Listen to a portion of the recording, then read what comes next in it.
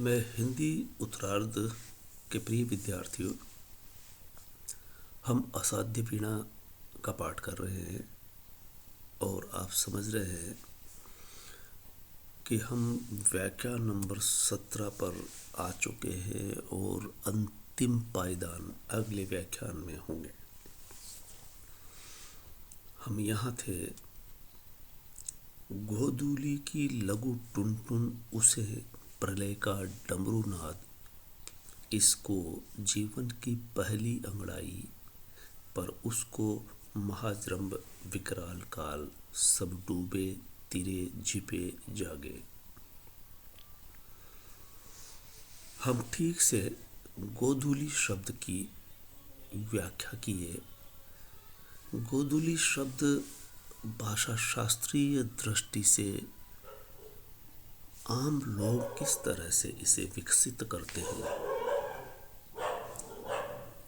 जीभ के द्वारा कोई शब्द किस तरह से गोल होता है, हम यहाँ देख सकते हैं कि गोधूली, गो यानी गाय के खुर से उठने वाली वो धूल, इससे यह शब्द विकसित होता है और कहलाता है गोधूली की लघु टुन टुन उसे प्रलय का डमरू नाद, इसको जीवन की पहली अंगड़ाई, यानी जिस समय गायों के लौटने का समय होता है, यानी शाम का वक्त। अब गोधूली रूढ़ हो जाता है ये शब्द शाम के लिए, संध्या वेला के लिए, जिस समय गायें चारा चर करके लौटती है, तो गांव के व्यक्ति समझ जाते हैं, दोनों का मतलब निकालते हैं, शाम होना, गायों का आना, गायों का आना, शाम होना। और जो देख रहे हैं उन्हें यह दिखता है, नहीं तो सुनाई पड़ता है लघु टन टन की आवाज़, जो गले में उसके बंधी होती है, वो घंटी जो लगातार टन टन करती रहती है, इस तरह से सुनाई पड़ती है। क्या वो वीणा जो प्रियंबद्ध बजाता है, और प्रियंबद्ध के बजाने के बाद नहीं, प्रियंबद्ध जिसे साधता है और वीणा सदने के बाद अलग अलग लोगों को अलग अलग स्वर में सुनाई पड़ती है। हर व्यक्ति की आदत, हर व्यक्ति की प्रकृति के मुताबिक, और दूसरे को वही प्रलय का डमरू नाद, जैसे प्रलय आने पर या भोला शिव शंकर जब प्रलय लानी होती है तो नृत्य करते हैं, इस तरह सुनाई पड़ती है। एक को प्रलय की आहट सुनाई दे रही है, एक को संध्या वेला की समय का एहसास हो रहा है। क्यों?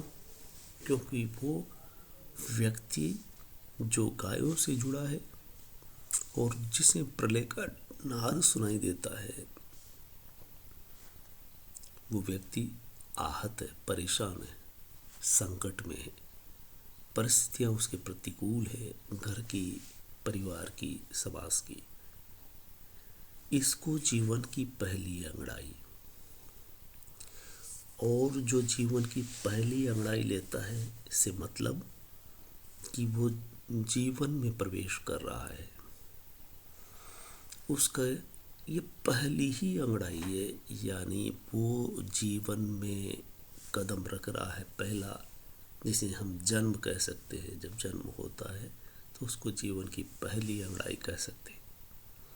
इसके दूसरे अर्थ यूँ हो सकते हैं कि जब आप रात्रि वेला में नींद लेते हैं, नींद लेने, लंबी नींद के बाद सुबह होती है, तो सुबह के वक्त आप एकदम जाग करके चल नहीं पड़ते, बल्कि शरीर को एक तरह से बहुत टाइट करते हुए शरीर का संचालन करते हैं, उसे पहली अंगड़ाई कहते हैं। दिन की पहली अंगड़ाई, जीवन की पहली अंगड़ाई, पर उसको महाचरम्ब विकराल काल, दूसरे को वो विकराल काल की तरह लगता है।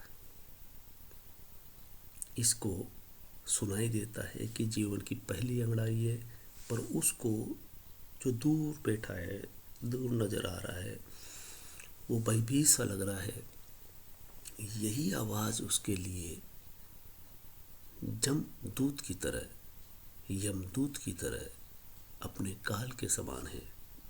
ऐसी आवाज़ उसे उस संगीत में लगती है। इस तरह से सभी सभासद, दरबारी और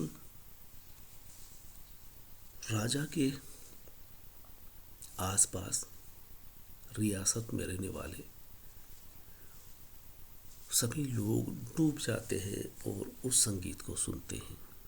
उस संगीत में डूब करके तैरते हुए या झपकी लेते हुए, जागते हुए प्रतीत होते हैं। इसे संजा गोधूली की लव टुनटुन, उसे प्रलय का डमरूनाद, इसको जीवन की पहली अंगड़ाई, पर उसको महाजम्बर विकराल काल, सब डूबे तिरे जीपे जागे। सब डूबे तिरे झिपे जाके हो रहे वंशवद स्तब्ध इयता, सबकी अलग अलग जागी। संगीत हुई पा गई विलय, वीणा फिर मूक हो गई, राजा सिंहासन से उतरे। सब डूबे तिरे छिपे जागे, हो रहे वंशवद स्तब्ध। ऐसा लगता है कि वो जो सदियों से रह रहे थे, पहली बार सुनते हैं और उनको अपनी पूरी परंपरा का बोध होता है। कुछ स्तब्ध रह जाते हैं और इस तरह से कुछ उसमें डूबते हैं और कुछ तिरते हैं, स्तब्ध होकर के सुनते हैं। सभी की अपनी अपनी इयता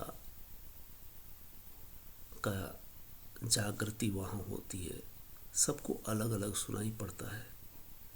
इस तरह से संगीत हुई, यानी इस तरह की वह घटना घटी सबके बीच, लेकिन सबके साथ अलग अलग होती है।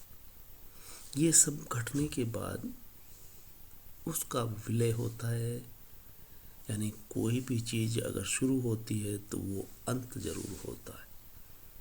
यानी ये घटना घटी, कुछ देर के लिए घटी, कुछ देर में ही सब अपने में ऐसे लीन हुए और उन्हें आसपास किसी भी चीज़ का एहसास नहीं होता कि कौन दूसरा क्या महसूस कर रहा है। यानी अपने में ही लय, अपने में ही डूबना।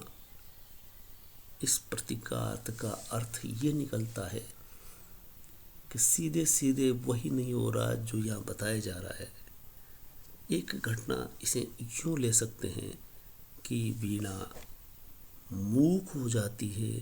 वीणा पहले भी मूक थी, असाध्य थी, इसलिए उसे असाध्य कहा गया, और इस घटना के बाद भी वो असाध्य ही होकर के रह जाती है।